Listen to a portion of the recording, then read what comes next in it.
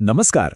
आपल्या विद्यार्थ्यांच्या आज जी काही क्रिएटिव्हिटी आहे, जी प्रॉब्लेम सॉल्व्हिंगची ताकद आहे, त्याला बाहेर आणण्यासाठी एका प्लॅटफॉर्मच्या शोधात आहात का? मग थांबा, कारण ही माहिती खास तुमच्यासाठीच आहे.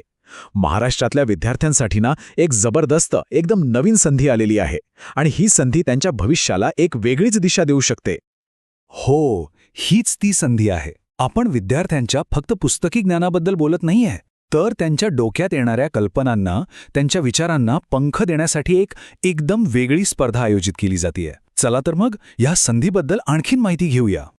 तर ह्या स्पर्धेचं नाव आहे हॅकॅथॉन 2026. आता हॅकॅथॉन म्हणजे नेमकं काय असा प्रश्न पडला असेल, बरोबर? सोपं आहे. ही एक अशी स्पर्धा आहे जिथे विद्यार्थी एकत्र येतात, त्यांना एक प्रॉब्लेम दिला जातो आणि एका ठराविक वेळेत त्यांना त्यावर एक नवीन क्रिएटिव्ह सोल्युशन शोधायचं असतं. म्हणजे बघा, त्यांच्या विचारांना चालना देण्यासाठी आणि प्रॉब्लेम सॉल्व्हिंग स्किल वाढवण्यासाठी हा एक भारी प्लॅटफॉर्म आहे. आणि या स्पर्धेची सगळ्यात मोठी ताकद कोण आहे माहितीये? तिचे आयोजक. म्हणजे बघा, राज्य शैक्षणिक संशोधन व प्रशिक्षण परिषद पुणे, म्हणजे आपलं SCERT, मग जिल्हा शिक्षण व प्रशिक्षण संस्था आणि लीडरशिप फॉर इक्विटी ह्यांसारख्या मोठ्या आणि महत्त्वाच्या संस्था एकत्र आल्या आहेत. याचा सरळ अर्थ काय होतो की ही फक्त एक स्पर्धा नाहीये, तर हा एक खूप चांगल्या दर्जाचा शैक्षणिक कार्यक्रम आहे.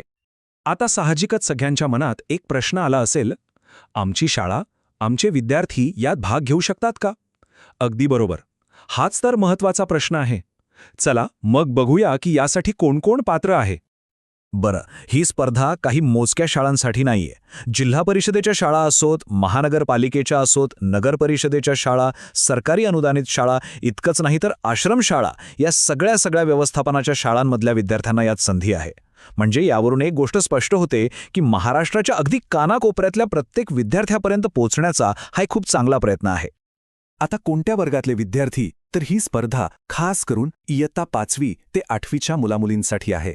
आणि हाच तो वयोगट असतो जिथे त्यांची कल्पनाशक्ती, त्यांची काहीतरी नवीन जाणून घेण्याची इच्छा एकदम जोरात असते. खरं तर याच वयात त्यांना जर योग्य दिशा मिळाली ना, तर ते खरंच काहीतरी अद्भुत करू शकतात. त्यामुळे या वर्गांना शिकवणाऱ्या शिक्षकांनी तर ही संधी अजिबात सोडू नये. ओके, सगळं कळलं, पण आता सगळ्यात महत्त्वाचा मुद्दा, रजिस्ट्रेशन कसं करायचं. तर ही प्रोसेस मुद्दामून एकदम सोपी ठेवली आहे, जेणेकरून शिक्षकांचा जास्त वेळ जाणार नाही आणि ते विद्यार्थ्यांवर जास्त फोकस करू शकतील. चला बघूया यात नक्की काय स्टेप्स आहेत. रजिस्ट्रेशनसाठी फक्त 3 सोप्या पायऱ्या आहेत. पहिली स्टेप, जी माहिती पुस्तिका दिली आहे ती नीट वाचून घ्या. त्यात स्पर्धेबद्दल, नियमांबद्दल सगळं काही स्पष्टपणे दिलेलं आहे. दुसरी स्टेप, वर्गामध्ये हा हॅकॅथॉनचा उपक्रम राबवायचा आहे. इथेच तर मुलं खरी तयारी सुरू करणार आहेत. आणि तिसरी, जी सगळ्यात महत्त्वाची स्टेप आहे, ती म्हणजे ऑनलाईन सबमिशन फॉर्म भरणं. हे लक्षात ठेवा, हा फॉर्म भरल्याशिवाय तुमचा सहभाग पूर्ण मानला जाणार नाही. आणि ही आहे ती फायनल लिंक. हवं तर याचा एक स्क्रीनशॉट काढून ठेवा किंवा कुठेतरी लिहून ठेवा. याच लिंकवर जाऊन तुम्हाला फायनल रजिस्ट्रेशन करायचं आहे. पुन्हा एकदा सांगतो, या लिंकशिवाय तुमची नोंदणी अपूर्ण राहील. ठीक आहे, मग या सगळ्यांसाठी आपल्याकडे वेळ किती आहे?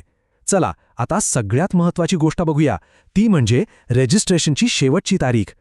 ही तारीख अजिबात विसरायची नाही. तारीख आहे 10. महिना फेब्रुवारी आणि वर्ष आहे 2026. म्हणजेच 10 फेब्रुवारी 2026.